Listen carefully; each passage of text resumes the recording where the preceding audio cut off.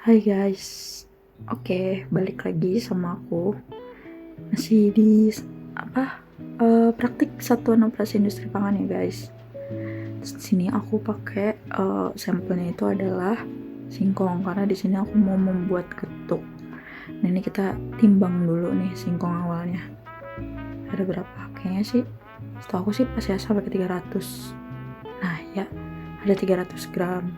Terus untuk yang kita pisah ya, kita punya getuk A dan getuk B. Kenapa dipisah? Karena kita nanti akan melakukan dua perlakuan. Yang satu dihaluskannya dengan menggunakan garpu, terus yang satu juga dihaluskannya itu menggunakan ulekan gitu. Oke, kita timbang 300 juga. Terus kita kupas dulu si singkong, tapi kulitnya jangan dibuang ya guys, karena bakal kita timbang nanti. Oke, kita kumpulin tuh yang jatuh-jatuh semuanya, kita kumpulin. Terus kita timbang deh yang udah dikupas. Nah ini untuk getuk yang A itu total timbangannya dia adalah setelah dikupas itu jadi 258 gram. Terus untuk yang getuk B itu berapa nih? Oke, pasti berkurang ya guys, jadi 269. Nah di sini udah kita timbang, tinggal kita timbang si kulitnya tuh. Timbanglah kulitnya ini, kalau nggak salah sih kulitnya 72 pas, jadi 300 ya.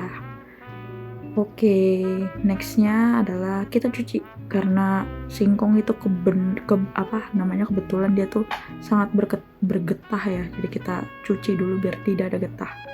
Nextnya nih kita timbang lagi nih guys setelah dicuci. Nah ini untuk ketukan nih, kita coba timbang setelah dicuci berapa dia. Ini dan biasanya kalau misalnya agak lebih berat itu maklum ya guys, karena ketika dicuci itu pasti ada air yang tertinggal di singkongnya tersebut. Jadi walaupun kita udah terisin, itu pasti bakal ada sisa-sisa airnya. Nah ini yang getuk B itu dia beratnya adalah tadi di awal itu pas setelah di 269 ya, sama ya. Oke, terus nih kita potong-potong nih soalnya kita mau kukus guys. Potong kita potong jadi kecil tuh, maksudnya biar ketika proses pengukusannya itu bisa sempurna. Jadi kalau gelonggongan kan nggak bisa tuh, pasti kan dalamnya tuh masih keras atau apa. Jadi kenapa kita lakukan pengecilan ukuran agar itu semua tuh jadi lebih mudah dalam proses pengukusan gitu. Jadi semuanya itu merata ya, jadi semuanya lembut, sama-sama kena kukusan. Oh ya, ini tadi kita timbang perlakuan yang A, waduh saya lupa tadi berapa tuh. Nah ini yang B nya 274. Nah ini kita timbang si gula merah ya, kita lakukan dia pencampuran. Nah tahap selanjutnya adalah tahap pencampuran. Sini kita masukin nih perlakuan A, itu ternyata singkongnya tadi 256 gram. Nah kita tambahin nih si gula merah nih, gula merahnya 30 gram ya guys. Kita tambahin kita tambahin garam itu 1,5 gram ya, lebih dikit mah apa ya, 1,5 gram. Terus ini untuk yang perlakuan B itu kita ternyata beratnya di 271, kita tambah lagi si gula merah 30 gram dan garam 1,5 gram. Oke, kalau sudah, oh iya guys, sorry banget, ini tahap pencampurannya, tahap penghalusannya itu aku nggak tahu tiba-tiba hilang.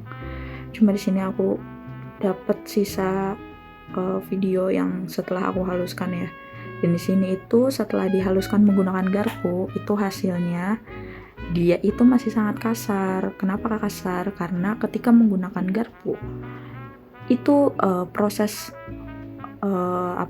penghalusan itu jadi tidak merata ya, karena kita tahu sendiri ya, garpu itu tidak sekuat dengan ulekan. Sementara kalau ulekan itu kita cekin tuh di sini dia sangat halus, karena mulai dari beratnya ulekan dan garpu itu sangat berbeda ya. Jadi dari masanya untuk penghaluskan juga berbeda, terus dari segi homogenisasinya juga berbeda.